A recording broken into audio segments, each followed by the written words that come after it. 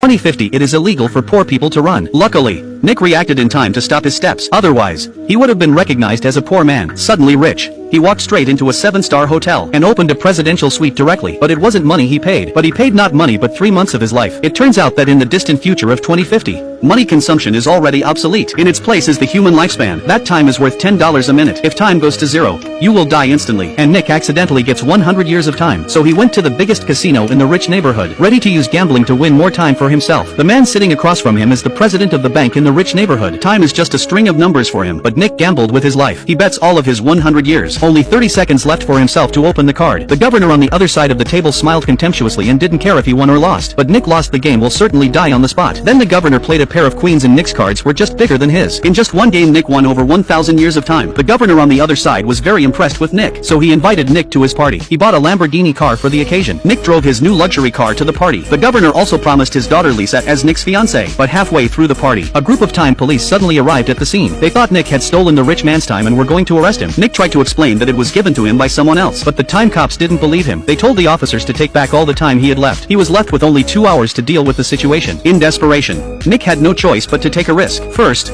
he took Lisa hostage. The time police chased after him. Nick lost the sheriff with a handsome drift. They could only watch Nick flee the place. Nick and Lisa drove all the way to the poor district. Unexpectedly, they were ambushed by the time bandits. Lisa's time had been stolen. Now the two of them have little time left. Nick was forced to threaten the governor. He asked him to use 1,000 years of time to redeem his daughter. But by now, the boss was already under the control of the time police, seeing that the boss is not willing to help himself. So Nick prepared to take Lisa to start the next move.